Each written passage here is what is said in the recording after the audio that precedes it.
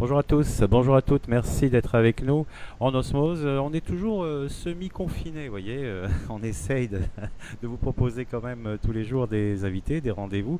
Et aujourd'hui, nous allons parler économie avec Jean-Luc Ginder, qui est économiste et un essayiste spécialiste de la macroéconomie ainsi que de l'économie de l'énergie, auteur du livre Phobia Management qui met en avant les effets de la peur en économie. Mais là, si on le reçoit aujourd'hui, c'est pour nous parler de son dernier article sur les blogs du Huffington Post, Coronavirus pour que la guerre sociale n'éclate pas avec la crise économique. Est-ce que vous êtes là, Jean-Luc?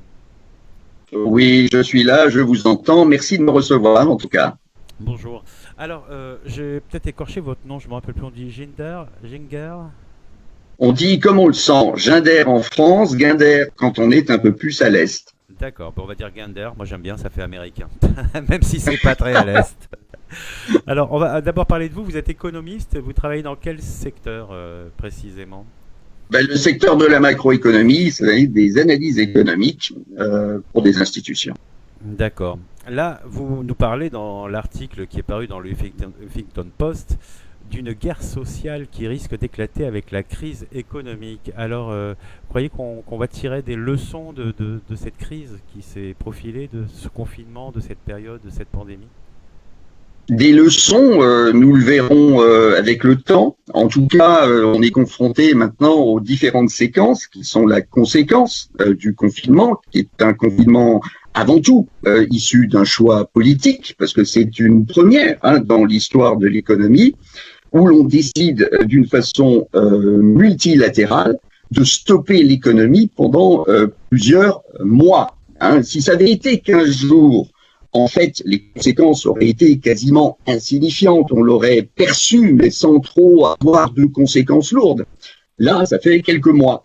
Et on vous parle d'ailleurs dans la presse, et vous en êtes un des supports, de récession à venir. Et comme on est en France, on aime bien le nom et un adjectif, alors on dit récession violente. On n'explique pas ce qu'est la violence que l'on entend au travers de cet adjectif. Donc oui, c'est vrai, nous allons sortir de quelque chose qui, pour l'instant, était psychologiquement couvert, parce que quand vous êtes confiné, vous êtes chez vous, vous êtes dans une notion de sécurité, on vous garantit votre emploi, c'est bien normal, c'est le rôle de l'État, le rôle des gouvernants. N'oubliez pas que avant de rentrer dans cette chose tout à fait inhabituelle, nous étions déjà dans un conflit social, l'expression des gilets jaunes dans la rue. Souvenez-vous du livre de Thomas Piketty qui disait bien qu'il y avait une vraie distance entre les petits et les très grands revenus. Donc on était déjà dans une approche qui était une approche de tension sociale, qui était la conséquence de la crise financière, crise économique et donc crise sociale qui s'annonçait. Et les échos étant de plus en plus compliqués, on était entré dans une crise institutionnelle, souvenez-vous, avec la parole des politiques qui n'étaient plus reconnues à leur valeur, l'expression même des représentants des institutions qui n'étaient plus vraiment écoutée. On était aussi au bord d'une tension financière majeure, l'endettement, donc les dettes publiques mondiales de 254 000 milliards de dollars. Donc l'esprit humain a même du mal à intégrer tout ça, qui veut dire 2,5 fois le PIB, c'est-à-dire la production mondiale. Il aurait fallu 2 ans et demi de production mondiale pour rembourser cette dette publique. Donc on n'en est plus à quelques millions de dettes publiques près, ou même quelques milliards de dettes publiques près, parce qu'il faut intervenir. Le fait de bloquer... Ça creuse aussi le fossé, c'est-à-dire qu'on est face à des hommes politiques, des dirigeants qui nous parlent d'économiser tout le temps, de faire attention, puis qui, eux, engrangent une dette de 250 000 milliards de dollars. On n'en est plus à ça près maintenant. Alors, aussi longtemps que l'économie fonctionne, c'est-à-dire que vous avez une croissance. Tout va bien parce que vous avez les moyens de rembourser. C'est comme vous quand vous faites une dette auprès de votre banque pour acheter votre maison. Si longtemps que les salaires rentrent et que vous avez le gap pour vous nourrir, tout va très bien. Mais là, comme on a bloqué l'économie, la tension est d'autant plus compliquée parce que en France, cette fois-ci pour parler de la France, cela a impacté 960 000 entreprises, petites, très petites et moyennes. Et ces entreprises-là ont pour l'instant pu continuer à vivre grâce au chômage partiel. Chômage partiel, les chiffres de l'INSEE sont tombés, 12,5 millions de personnes qui ont été et qui seront peut-être définitivement en termes de chômage, 12,5, vous multipliez par 2,7, qui sont les personnes dépendantes, les actifs qui sont en train de travailler, ça fait 30 millions de personnes supplémentaires qui sont impactées par cette crise de la Covid-19. Et vous n'avez pas beaucoup de solutions pour en sortir, parce que la loi d'Ockham dit, et c'est là je reviens à cette logique de récession, le ministre de l'économie, Bruno Le Maire, dit nous allons rentrer en phase de récession, nous y sommes. Et cette récession sera violente, dit-il. La loi d'Ockham dit que si vous avez une croissance française, le PIB, pour ne pas le citer, qui est à 1,8%, qui est déjà pas grand-chose, vous stabilisez le chômage. Le PIB, les résultats viennent de tomber, il est à moins 5,8. Donc la brutalité, c'est ça. Comme la loi d'Ockham dit, s'il n'y a pas de croissance, il y a donc quelque chose qui se répercute en termes de chômage.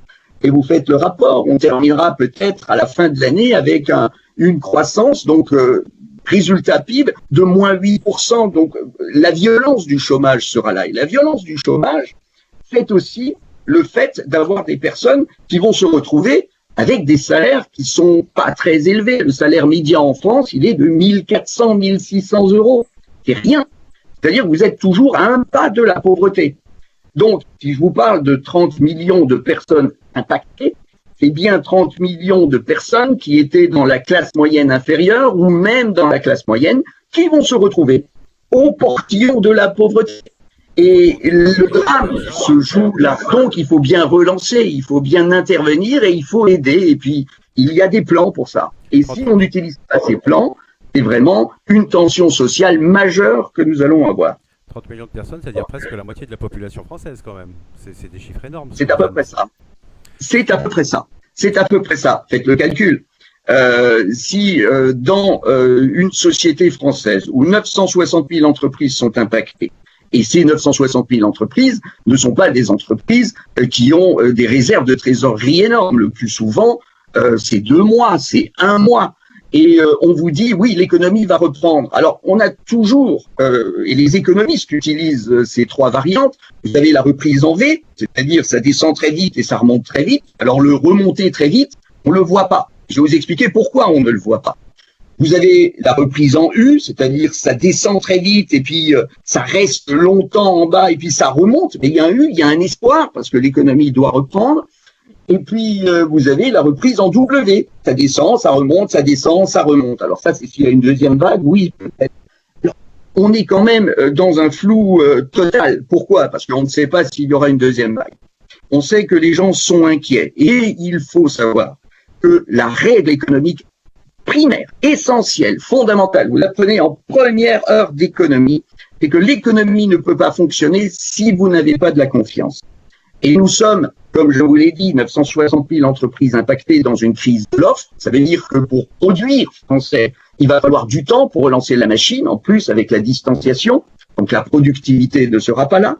C'est-à-dire que l'entreprise va perdre plus d'argent qu'elle ne va gagner sur ce terrain et la demande n'est pas là. C'est donc une crise de la demande en même temps, crise de l'offre et crise de la demande. Crise de la demande, ça veut dire que les gens ne se sont pas précipités dans les magasins pour acheter des vêtements, pour acheter un certain nombre de produits qui sont les produits porteurs de l'économie.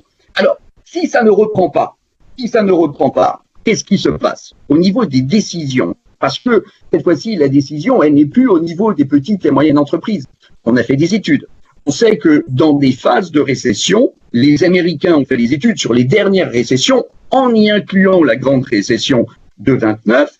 Il est clair que 17% des entreprises, donc des 960 000 dont je vous ai parlé qui sont impactées, vont disparaître. Et parce qu'elles n'ont pas les moyens de survie. 37% ne vont s'en tirer qu'en faisant des économies et en augmentant leur investissement. Et si vous n'avez pas de confiance, il n'y a pas d'investissement. Et faire des économies, la première économie que vous faites quand vous êtes entreprise, c'est l'élément salarial. Et donc, là encore, ça va impacter le chômage. Donc, tout le raisonnement tend à dire que le chômage va augmenter, que la difficulté des entreprises, s'il n'y a pas un retour de la confiance, va continuer à se trouver altérée et continuer à se développer, je parle de la difficulté, pour qu'il y ait une vraie reprise. Alors, qu'est-ce que l'on fait pour il faut qu'il y ait une vraie reprise? Alors, attendez, il faut instaurer la confiance. dans votre article, vous dites qu'il est venu le temps d'exhorter les acteurs financiers, les institutions à porter leur attention au-delà des rendements purs financiers pour considérer les humains comme des personnes humaines et des semblables. Mais bien sûr. On a l'impression qu'on est très loin du compte, parce que même encore aujourd'hui, quand on les entend parler, on dirait qu'on est une masse ou un nombre des chiffres, des statistiques, mais on n'a pas vraiment l'impression que l'humain entre en compte dans ces calculs.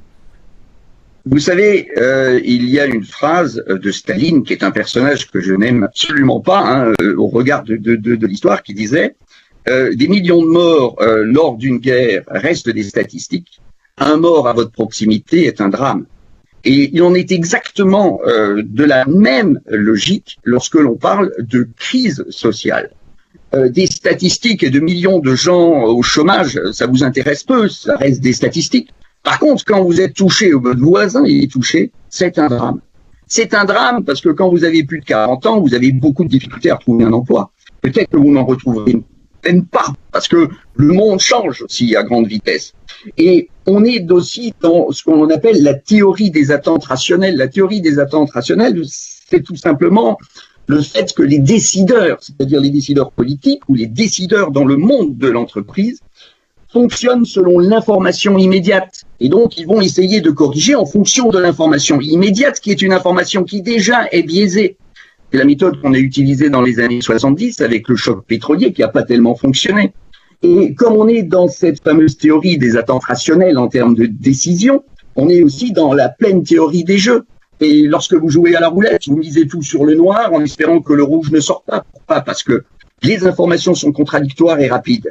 Parce que l'information souvent est très peu vérifiée, vous le voyez bien avec les informations que vous avez sur la Covid. Donc comment voulez-vous prendre une décision économique à moyen et à long terme qui tienne la route? Vous ne le pouvez pas.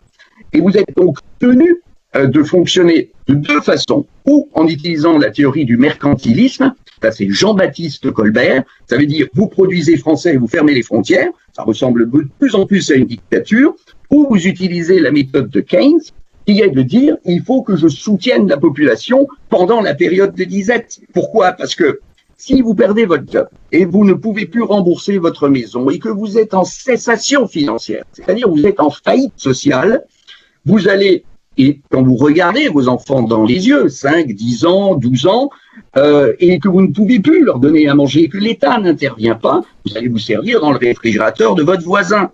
Et votre voisin devient votre ami aussi longtemps qu'il vous donne quelque chose, mais lui-même, se retrouvant en difficulté, il va demander un troisième. C'est ce qu'on appelle le principe de solidarité que vous constatez quand il y a des disettes, que vous constatez aussi quand il y a des sorties et des entrées de guerre. Donc, si la population n'entre pas dans une phase humaniste, vous êtes dans une phase de tension extrême qui est pré-révolutionnaire d'une certaine manière, parce que vous allez vouloir vous approprier un bien que vous n'êtes plus en moyen de payer. Donc là, on fait une différence entre ce que l'on appelle le salaire. Le salaire, c'est l'argent que vous recevez quand vous travaillez, et le revenu, qui est de l'argent qu'on vous donne pour que vous puissiez continuer à vivre. Je vous parle de 30 millions de personnes impactées, en plus de ceux qui étaient impactés par la pauvreté à ce jour. N'oubliez pas, avant la Covid, déjà 3 millions d'enfants pauvres en France. 8 millions et quelques de familles impactées. Ce qui veut dire que si vous n'utilisez pas la méthode Keynes, et on va y venir, qui est celle de donner de l'argent aux gens, c'est-à-dire un revenu minimum vital, non pas un revenu pour ne rien faire, un revenu pour vivre pendant la période qui va être la période compliquée que nous allons vivre pour que l'économie reprenne. Parce que si l'économie ne reprend pas, dans les mois à venir, qu'allez-vous dire ou comment expliquez-vous à plus de la moitié des Français qu'il n'y a plus de moyens de subsistance? Donc, il faut bien générer un revenu minimum vital, je dis bien un revenu mais pas un salaire, qui permette d'assurer pendant cette période compliquée que nous allons vivre, pendant cette période de récession mais de reprise à moyen et long terme, les moyens de leur subsistance et comment vous installez la confiance nécessaire à l'investissement, à la reprise, à la consommation, où vous avez un vaccin tout de suite, où vous avez un médicament tout de suite, et là, psychologiquement, les gens se libèrent et consomment et produisent sans avoir à respecter toutes ces mesures compliquées, ou vous passez par une phase intermédiaire en disant aux gens, portez un masque pour ne plus être, vous, directement confrontés au virus ou de limiter la propagation du virus. C'est déjà un premier élément, mais ce n'est pas suffisant. Le deuxième élément, c'est le test. Il faut tester les gens et sortir de la société ceux qui sont capables ou qui sont en mesure ou qui malheureusement sont en disposition de transporter le virus et de vous infecter. Si l'on vous propose un monde qui est un monde plus sécurisé, où vous allez pouvoir aller dans les magasins et consommer, où vous allez pouvoir être dans votre usine, dans votre entreprise et travailler à nouveau, normalement, là, oui, la confiance est retrouvée, l'investissement est à nouveau là et on peut repartir. La question que vous avez posée est de dire, mais comment financer un revenu minimum vital? Déjà, concrètement, nous expliquer qu'est-ce que vous entendez par ce revenu minimum vital et à qui ça s'adresserait? Alors, ça s'adresse à toute personne qui se retrouverait avec des revenus, c'est-à-dire inférieurs à 1 200 euros, je parle brut, par mois. C'est-à-dire que si vous n'avez pas ce niveau, je veux dire par famille, imaginons une famille de 3 personnes. Une personne travaille, a perdu son emploi, elle avait un revenu de 3 000 euros brut. Vous ne pouvez pas la laisser sans rien. Bien sûr, il va y avoir le chômage, mais le chômage, il est dégressif et de toute façon, on va perdre de l'argent. Il y a un moment où il faut intervenir. Et donc, vous proposez un revenu qui est un revenu pendant cette période qui est de non-reprise économique. Le modèle est sur, de toute façon, la croissance économique. Elle reçoit de par l'État. D'ailleurs, c'était une idée aussi de la Banque Centrale Européenne, hein, c'est cette fameuse idée de l'hélicoptère monnaie, où on vous donne directement de l'argent pour pouvoir consommer, pour pouvoir vivre. 1 200 euros bruts par mois, par famille, par enfant à charge, tout ça se calcule encore et se finance sur un autre marché, qui est le marché financier, qui lui, de toute façon, puisque il n'est pas tenu à cette rencontre offre et de demande, mais d'investissement. Là, les fluctuations se font de façon beaucoup plus rapide. Vous prélevez 1, 2 ou 3% des mouvements financiers sur les places financières pour pouvoir financer à court terme ce revenu minimum vital pour éviter que les gens ne passent à d'autres actions pour pouvoir s'alimenter. Donc, il s'adresse à toutes ces familles qui vont taper cette fois-ci cette base de 1 200 euros brut. Dès que vous passez en dessous, l'État se charge de faire le complément pour que vous soyez à ce niveau de revenu. Non pas de salaire, mais de revenu pour pouvoir passer cette période. Et pourquoi ça marche? Ça marche tout d'abord parce que les gens vont être obligés de consommer parce que vous avez faim, hein, ça fait partie de l'élément de base de la pyramide de Maslow. 2, vous êtes obligés de vous loger. Et puis, ça va permettre aux entreprises aussi de repartir. Pourquoi? De se tenir, d'avoir ce que l'on appelle des consommateurs actifs en face. Si vous n'avez pas ça, l'économie va s'arrêter. Et quand je dis s'arrêter, cette fois-ci sous une base économique et non pas politique, et les entreprises vont continuer à fermer et être impactées de plus en plus, les consommateurs consommer de moins en moins parce que leur minimum vital est impacté, et vous allez avoir un déséquilibre économique qui nous ramène à d'autres histoires et à d'autres solutions, mais cette fois-ci, nous aurons beaucoup plus de difficultés à en sortir s'il n'y a pas une reprise au travers de la confiance. La confiance, elle est psychologique. Si vous êtes sûr d'avoir de l'argent, demain, vous allez pouvoir vous réactiver dans l'économie et vous allez continuer à vivre et même être sur une phase plutôt positive. Si vous êtes dans l'angoisse, de perdre votre emploi, de perdre votre revenu et de perdre vos moyens de subsistance, vous n'êtes pas dans une phase montante, vous n'êtes pas dans une reprise économique réelle et donc vous êtes coincé. Et ce système veut tout simplement dire que si vous arrivez à assurer le revenu des gens, c'est la méthode Keynes, je n'invente rien. Donc, intervention de l'État qui va permettre de reprendre cette fois-ci sur l'emploi privé.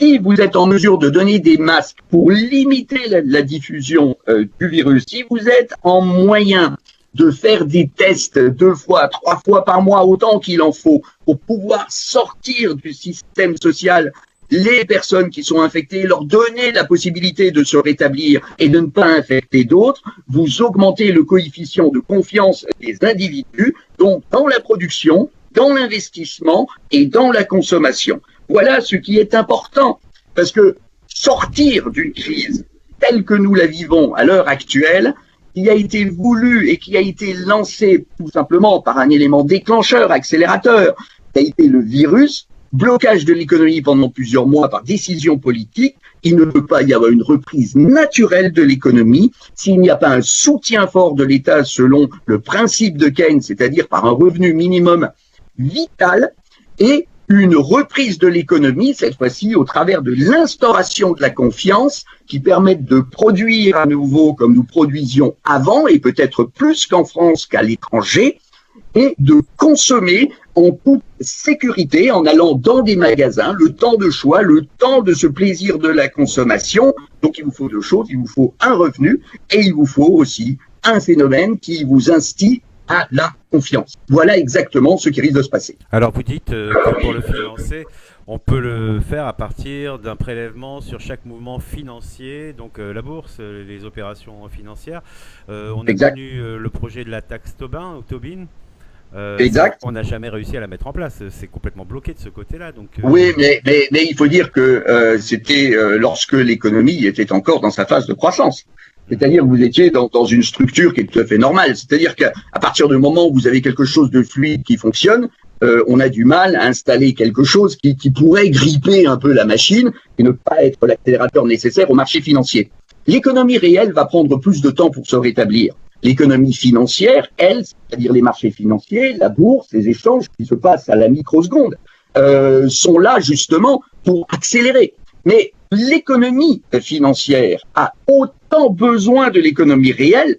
Pourquoi ? Parce que vous n'investissez pas dans quelque chose si vous n'avez pas confiance. Donc vous n'achetez pas d'actions, vous n'achetez pas d'entreprise, vous ne rentrez pas dans le capital d'une entreprise si vous n'avez pas confiance dans l'économie réelle. C'est de la spéculation sur de la matière première à terme, etc.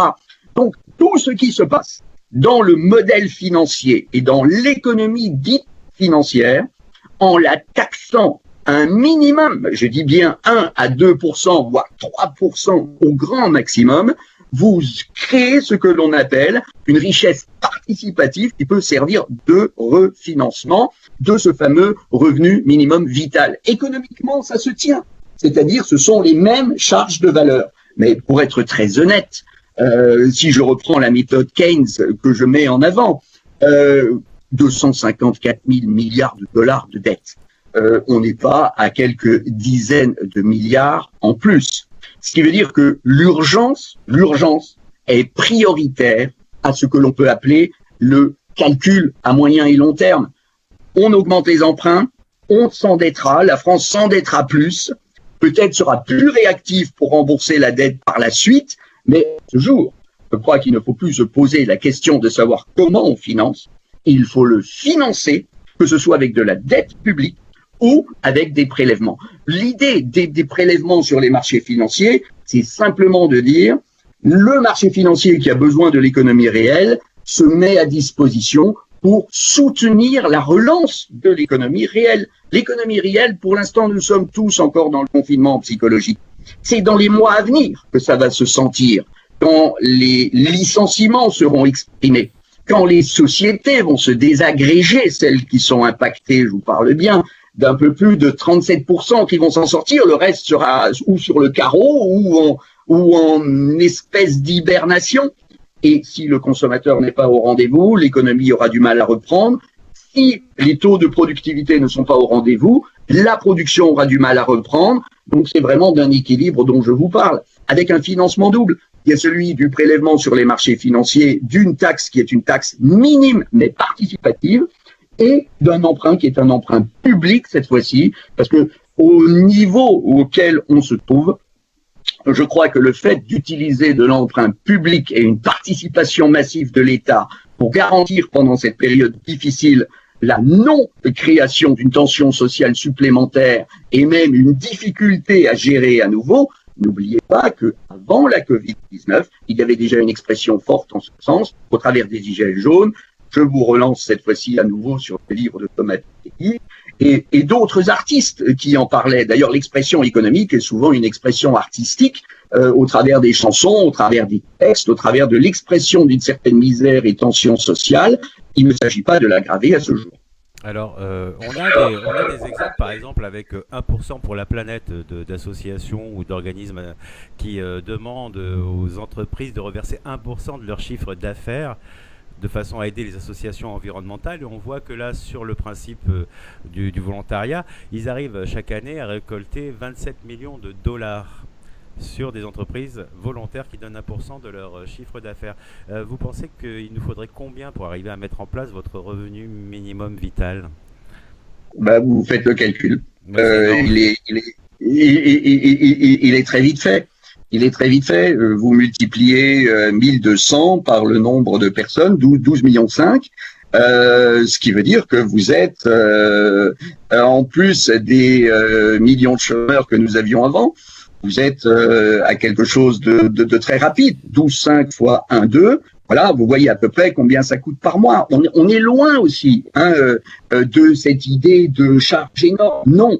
Le coût en perte de production, en perte de consommation est infini-décimal supérieur à ce que cela coûte à une participation. Des 12,5. Et partons du principe que vous alimentez 40 millions de personnes en France. Ça ne veut pas être 40 millions fois 1,2, mais même si c'était ça, vous êtes à 40 millions fois 1200. Vous voyez les chiffres, vous voyez la dimension du chiffre. Mais cette dimension-là n'a rien à voir avec le coût d'une perte de production et le coût d'une perte de consommation. Cet argent, vous le trouvez ou alors en faisant des emprunts publics sur le marché, ou alors en faisant cette logique de participation. Mais je reviens à l'équation fondamentale. Il y a cette effection claire, nette et précise, c'est que le marché financier a besoin de l'économie réelle et que sa cote de participation, de toute façon, n'est qu'une anticipation sur des gains à venir. Donc, il est nécessaire que ça fonctionne. Et dès que l'économie reprendra, parce qu'on se relève toujours d'une récession ou d'une crise économique majeure, on se relève toujours, mais jamais de la même façon et jamais avec les mêmes blessures. Moi, ce que je tiens à dire, c'est que cette fois-ci, l'économie réelle est vraiment en danger et qu'il faut rassurer les gens, il faut rassurer pour que cette économie reprenne d'un point de vue sanitaire, d'un point de vue de contrôle de la diffusion de ce virus, parce que sans confiance, il n'y aura pas d'investissement et pas de consommation, et surtout rassurer d'un point de vue de vie, voire de survie, avec un revenu minimum qui est un revenu minimum de vie, parce que sinon vous ne pouvez pas exister, et si vous ne pouvez pas exister et que personne ne vous donne quoi que ce soit, il faut que vous le preniez, et c'est ça qu'il faut éviter. L'économie est en panne, il faut prendre les réformes et les éléments nécessaires pour que cette politique se fasse, qu'elle se fasse à grande échelle, d'une façon urgente, et ne pas attendre d'être face à une situation, et je vous disais bien quels étaient les modes de décision à l'heure actuelle, il ne faut pas que la chose soit là pour que l'on réagisse, parce que là, le discours sera beaucoup plus compliqué à faire passer, et surtout sera de moins en moins compris par la population touchée. Donc le revenu minimum vital pourrait sauver plus de 30 millions de Français, peut-être aussi le gouvernement d'une crise majeure ou de violence, etc. Je crois qu'on n'en est même plus là. Je crois que quel que soit le gouvernement au pouvoir, donc je crois qu'il ne faut pas le descendre au niveau des individus. Ce n'est pas le président de la République en tant que personne qui est touché. C'est toute l'institution, c'est le poste d'un chef d'État. C'est le rôle d'un gouvernement, parce que ce sont les représentants du peuple, ne jamais l'oublier. C'est-à-dire qu'ils sont là et ils sont en charge de notre sécurité, qui est une sécurité non pas simplement virtuelle, mais de notre sécurité qui est psychologique en termes d'économie, pour que cette économie reprenne.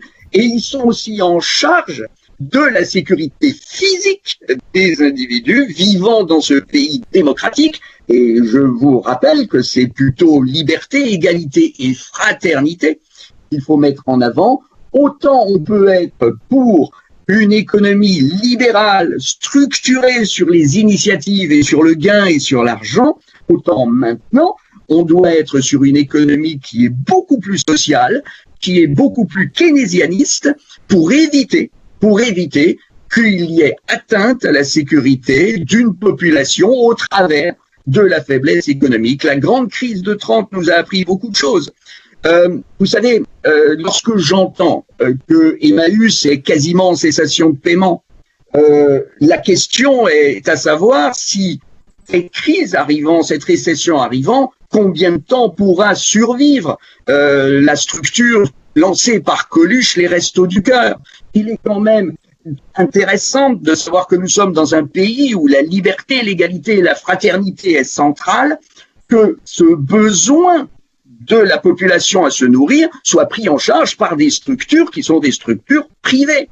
Là, l'interrogation est une interrogation que l'on est en droit d'avoir lorsque l'on sait que le modèle économique, social et économique n'est plus en croissance. Il est donc urgent, intéressant, nécessaire et sécuritaire que l'État se mette en marche sur ce terrain-là. Et le revenu minimum vital est un des éléments qui composent cela pour éviter qu'il y ait cette fois-ci non plus la volonté simplement de recevoir, mais de prendre, parce que le choix n'est pas autre et n'est plus possible. Voilà, c'est tout simplement ce qu'on essaie de dire. On sait effectivement que les 500 milliards qui ont été demandés et reçus au travers de l'entente Macron et Merkel sont une somme bien sûr nécessaire, bien sûr évidente, bien sûr c'est une belle initiative, bien sûr, mais est-ce suffisant? Je n'en sais rien.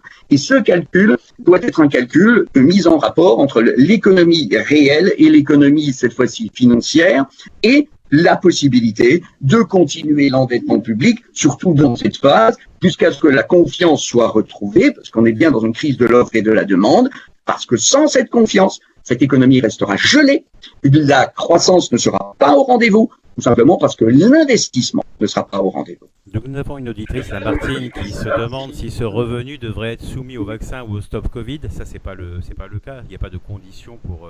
Non, il n'y a pas de. Mais non, il n'y a pas de conditions. À partir du moment où vous êtes sujet lors d'un accident, un fort épanchement de sang, il n'y a pas de question. Il faut colmater la blessure et il faut très vite faire des transfusions pour qu'on vous retrouve. C'est exactement la même chose si vous perdez votre salaire ou votre emploi.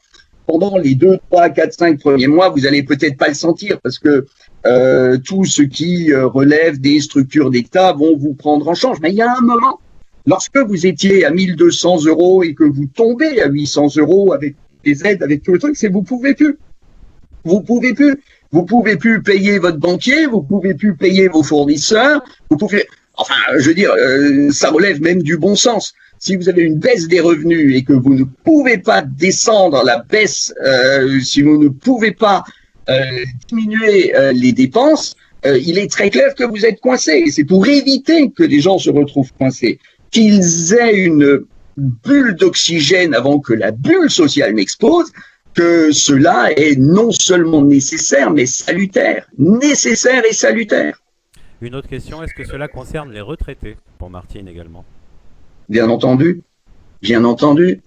Moi, je me souviens de l'interview, je ne sais plus sur quelle chaîne de télévision, c'était avant la crise de la Covid-19, d'une vieille dame installée devant son ancien appartement, disant qu'elle avait 800 € de retraite à Paris, qu'elle occupait une chambre de bonne, je ne sais pas si vous l'avez encore en mémoire, et elle disait que le loyer venait d'augmenter, qu'elle ne pouvait plus se loger, qu'elle n'arrivait plus quasiment à se nourrir et qu'elle était à la limite de tout. Et le journaliste, un peu candide, lui disait « Mais qu'allez-vous faire, madame ?» Et il dit « Écoutez, monsieur, je n'ai pas d'autre choix, je dois rester sur ce banc et attendre la mort. » C'est pas ce que nous voulons, c'est pas ce que nous voulons. Alors, plutôt que de prévoir des situations qui vont être ou dramatiques ou difficiles, il faut anticiper. Il faut anticiper tout simplement pour, 1, soutenir les entreprises, ça c'est l'investissement, 2, Soutenir la consommation, c'est donc de ne pas enclencher une crise sociale majeure, et ça, c'est en faisant une différence entre le salaire et le revenu. Et le revenu est un minimum vital qui vous permet de continuer à vivre. Le temps de vous retourner, le temps que l'économie reprenne, parce qu'il est évident qu'il va falloir de nouveau réemployer après. Mais la première mesure est une mesure de compression. L'entreprise doit se sauver et ce sera effectivement le pacte social qui sera engagé. Et là, je reviens sur notre notion démocratique, les lignes de notre institution qui disent liberté, égalité et fraternité. Et c'est pas simplement une fraternité entre les hommes que nous sommes, mais c'est aussi la fraternité entre ceux qui sont citoyens et les institutions qui ont été mises en place par ces mêmes citoyens et qui sont là pour les protéger en priorité. Est-ce que vous avez présenté votre proposition au gouvernement, à ministre, des députés, au Parlement? Comment vous la présentez? Je la présente tout simplement par voie de presse, en disant pensez-y. Moi, je crois dans les capacités des gens qui sont au pouvoir. Ce sont des gens éduqués, ce sont des gens instruits, ce sont des gens qui ont une clairvoyance, ce sont des gens intelligents. Donc, il s'agit de montrer une piste, de dire retrouvez la confiance. Retrouver la confiance. Ils connaissent les théories comme je les connaisse. Simplement, il faut les appliquer. S'il doit y avoir une unité nationale, c'est maintenant qu'elle est attendue. C'est maintenant que l'expression doit être forte, cette expression claire pour dire peuple de France, vous qui allez traverser des situations difficiles, nous sommes là avec vous. Nous vous garantissons au minimum à manger, à boire, et un toit et un chauffage pour l'hiver. Voilà le rôle de l'État, voilà ce que nous sommes et voilà ce que nous faisons pour vous. Il y a eu des plans anti-pauvreté, je crois qu'on n'en est même plus là. On sait simplement que pendant une période compliquée, difficile, l'économie aura du mal à repartir et c'est là où l'intervention justement de nos institutions est attendue. Alors, on a autant critiqué, souvenez-vous, mais ce fut dans le cadre d'une élection présidentielle, un candidat qui présentait le revenu universel. Oui. Mais ce n'était ni le jour ni le moment, et c'était surtout absolument pas ce qu'il fallait entendre quand l'économie était encore en système de croissance. Quand l'économie est en phase de blocage, il ne s'agit pas de mettre en place une situation pérenne, mais en tout cas une situation qui permette une confiance psychologique réelle aux individus qui seront impactés, et pas moyennement, impactés réellement. Parfait. Bah, écoutez, Jean-Luc Gander, je vous remercie. Et si nos auditeurs veulent vous suivre, ils vont sur le Huffington Post et ils cherchent votre nom, vous avez... Exactement, et ils pourront écrire au journal et s'ils ont des questions bien précises, ils les retransmettront. Je vous remercie, je vous souhaite une bonne journée, puis j'espère que vos projets passeront parce que c'est vrai que ça change un petit peu la donne au niveau de l'économie, de la vision qu'on en a et de se dire tiens, si la redistribution ou si la distribution entrait en ligne de compte un peu plus clairement, on vivrait peut-être dans un monde plus humain, meilleur. Surtout pendant une période de tension. Voilà. Merci, bonne journée. Merci à vous, bonne journée.